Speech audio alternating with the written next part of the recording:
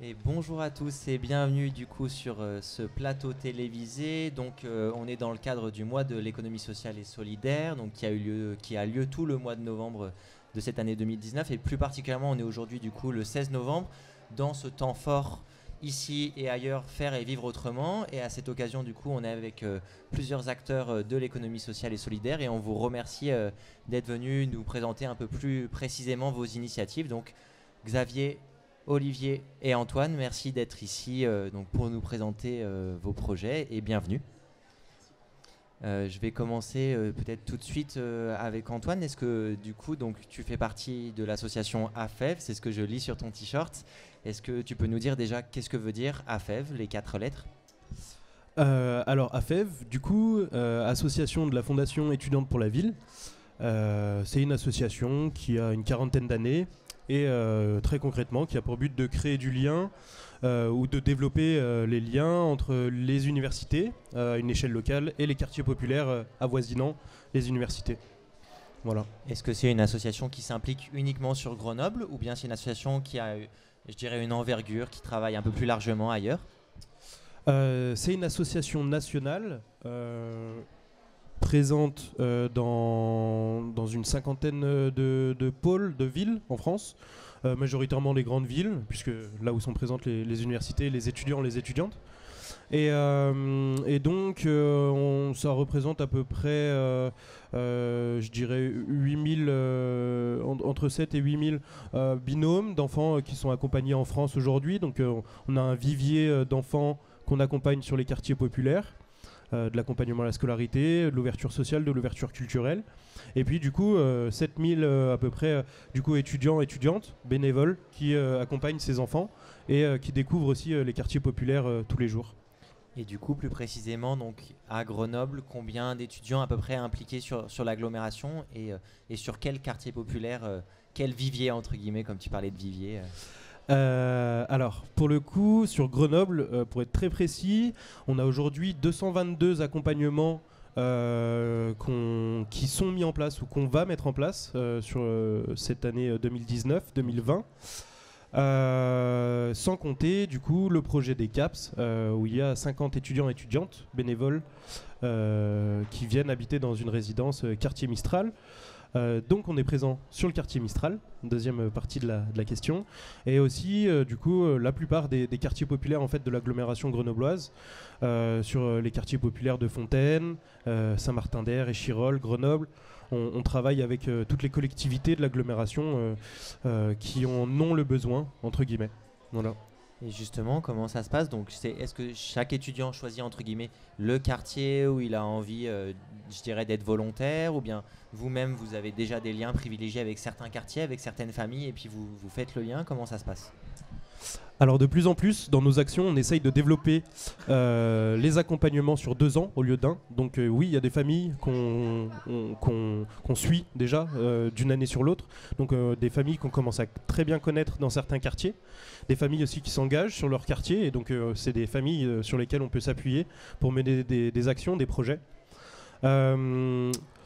Pour le coup, nos actions deviennent un petit peu récurrentes dans certains quartiers, notamment le quartier Mistral, dans lequel est présente la résidence des CAPS, du coup les colocations à projet solidaire depuis 2012. Et donc, pour le coup, c'est un des quartiers où on arrive à mener toutes nos actions, on arrive à mailler nos actions sur ce territoire grâce aux habitants, aux habitantes, aux collectivités et aux associations aussi avec qui on travaille. Justement, tu parles du coup des CAPS. Est-ce que tu peux nous parler un peu plus de ce projet? En quoi ça consiste? Donc une colocation à projet solidaire. De quoi il s'agit en fait? Alors, l'historique, un petit peu, c'est campus de Louvain, campus de Bruxelles, donc, dans les années 70-80, la construction d'un nouveau campus. Le but, c'est d'animer ce campus, et qui peut mieux animer un campus universitaire que les étudiants et les étudiantes eux-mêmes, et elles-mêmes. Et du coup, la FEV a récupéré ce projet-là d'animation par les étudiants et les étudiantes de leur campus, l'a mixé avec son lien en fait de faire du lien entre les universités et les quartiers populaires. Et donc, ça a mené à ce projet-là de colocation à projet solidaire à Grenoble, donc une résidence qui a été construite, comme je le disais, en 2012, qui accueille aujourd'hui 50 capseurs et capseuses, les personnes qui vivent au CAPS. Ok. Et du coup, alors c'est des petites colocations de 4 ou 5 personnes. On a souvent l'habitude de dire que c'est une grosse colocation de 50, puisque les portes sont la plupart du temps ouvertes. Il y a beaucoup de lieux collectifs dans la résidence, des jardins, des salles collectives, un terrain de pétanque et autres. Enfin bref. Toutes les colocations sont dans le même immeuble, du coup, c'est ça? Dans le même immeuble. C'est une spécificité. C'est une spécificité à Grenoble pour le coup. Et donc une grosse dynamique collective dans la résidence. Et le but, c'est d'aller faire de la dynamique d'engagement sur le quartier, de devenir habitant, habitante du quartier populaire, du quartier Mistral, et tout simplement en fait de vivre et faire vivre ce quartier. Ok. Je reviendrai vers ton projet, vers votre projet de la FEV, mais c'est aussi une des forces un peu de cette journée de rassembler différents acteurs. Donc on était plutôt un peu sur la thématique de l'entraide et on arrive avec le Cairn sur la thématique de la finance. Le Cairn, je vous ai déjà donc un peu présenté. Olivier, Xavier, est-ce que vous pouvez nous dire justement qu'est-ce que l'association Le Cairn? Alors le Cairn, c'est le nom de la monnaie locale, donc qui est en circulation sur la région grenobloise, donc au sens large, Grenoble et les massifs aux alentours. Et l'idée, c'est de dynamiser l'activité économique locale. Donc on peut le déjà faire en soutenant ces commerces de proximité, en allant consommer chez eux, et donc on peut déjà le faire avec des euros. Sauf qu'on ne sait pas le coup d'après, comment est-ce qu'ils vont être utilisés.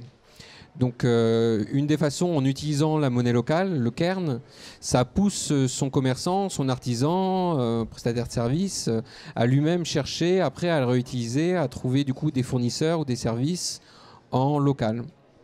Donc on va dire que c'est un prétexte à retravailler un maillage local. Ça, c'est une des premières raisons. Deuxième raison, il y a un effet de dédoublement de la masse monétaire, parce que du coup on a les cairns qui sont utilisés en monnaie de circulation, qui vont comme ça circuler sur le territoire, donc qui sont indexés sur l'euro à 1 pour 1. Donc il n'y a pas de spéculation possible, c'est vraiment une monnaie qui reste dans l'économie réelle. Est-ce que tu peux nous expliquer justement ce que tu entends par spéculation pour nos téléspectateurs? Souvent, les spéculations entre les devises, c'est entre les cours entre différentes monnaies. Et tu vas spéculer, essayer de faire de l'argent en disant je vais acheter moins cher pour revendre un petit peu plus cher, quoi. Et aujourd'hui, il y a une grande partie des transactions économiques qui se font dans le domaine de la spéculation, que ce soit la spéculation d'échange de devises ou de spéculation avec les produits financiers, etc. Mais vraiment des masses et des masses, et une sorte de rarification de la monnaie dans de l'économie réelle, vraiment de l'échange de biens, de services et de marchandises. Donc là, l'idée, c'est de redonner une valeur vraiment d'échange à cette monnaie, de se centrer là-dessus, c'est ça? Tout à fait, de donner du sens. Et donc cette monnaie qui est monnaie de circulation, et en miroir, on l'échange contre des euros. Donc on va dans des comptoirs de change en tant que citoyen. Donc c'est parmi les 220 commerces qu'accepte le Cairn. Il y en a une petite partie qui sont des comptoirs de change. Et donc j'échange des euros contre des cairns. Et ces euros-là, on va les déposer au Crédit Coop ou à l'ANF, qui sont des banques coopératives, où on sait qu'il y a une relocalisation du coût de l'épargne en direction de projets qui seront après soutenus par la banque à travers des prêts, mais où on sait que c'est des projets qui sont socialement et écologiquement responsables. Donc là, du coup, justement, tu nous présentes déjà deux réseaux de partenaires, si je comprends bien. Déjà, un premier réseau de commerçants avec lesquels vous travaillez. Donc, par exemple, en tant que commerçant, donc comment ça s'est passé? C'est vous qui êtes allé les démarcher en les invitant un peu à rejoindre cette démarche, ou c'est eux qui sont venus nous voir? Voilà, aujourd'hui. Alors, il y a un peu des deux, mais le fonctionnement, c'est on a des groupes locaux. Donc des gens sur le territoire qui vont se former par rapport à la ville où ils habitent et qui connaissent des commerçants, et donc essayer d'organiser une réunion de sensibilisation et puis ensuite de convaincre le commerçant d'utiliser la monnaie locale. Okay. Mais un peu comme c'est un titre de paiement, donc c'est un petit peu comme les chèques, les tickets restaurants ou ce genre de choses, quoi. Et du coup de pouvoir les utiliser dans le commerce et les accepter. Ok. Et le deuxième réseau, et ça rejoint un peu ça, c'est que vous parliez de banque. Du coup, vous faites partie d'un réseau de finances solidaires, ou bien avec qui travaille le Cairn en matière de finances, justement? Oui, rapidement, on n'a pas beaucoup de temps.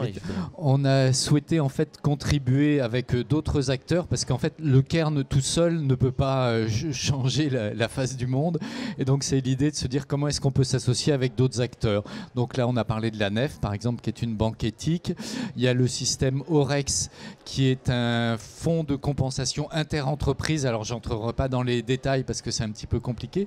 Il y a les Cigales, ce sont des personnes qui ont de l'argent et qui veulent investir et développer aussi l'économie locale. Donc il y a tout un réseau d'acteurs. Il y a Terre de Liens. Je ne sais pas si vous connaissez Terre de Liens qui permet l'installation de jeunes agriculteurs avec des moyens financiers. Voilà, c'est pour dire qu'effectivement, l'argent, on en a besoin tous les jours, mais on peut l'utiliser intelligemment et éviter justement les mécanismes de spéculation qui font que ça nous échappe complètement, quoi. Ouais, c'est ça qui est vraiment intéressant aujourd'hui. On se rend compte justement qu'il est possible de faire et de vivre autrement. Et simplement justement, comment faire pour vous rejoindre? Comment faire pour faire autrement? Par exemple, comment on devient capseur, Antoine? Alors, tout simplement pour devenir capseur, capseuse, il suffit d'aller sur le site de la FEV. Il y a un petit questionnaire. Et puis ensuite, moi je recontacte les personnes qui seraient intéressées pour venir au CAPS, sachant que les périodes de recrutement, enfin là la résidence est complète, mais les périodes de recrutement se font à partir de mars jusqu'à août. Voilà. Okay. Donc sur rejoinafef.org. Donc à partir de mars 2020, on se retrouve sur votre site internet. C'est ça. Ok.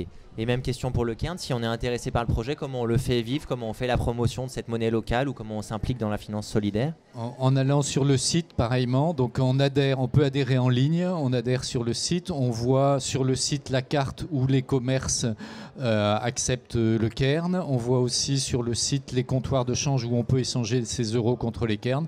Et ensuite, il suffit de les utiliser auprès des commerçants et entreprises qui l'acceptent, quoi. Ok, merci beaucoup. Plein de belles idées, plein de moments, de riches idées partagées sur ce plateau. On est donc toujours en direct de cette journée du 16 novembre, ici et ailleurs, faire et vivre autrement. Et on était en plein dedans pendant ce petit plateau. Merci à vous. Merci à vous beaucoup.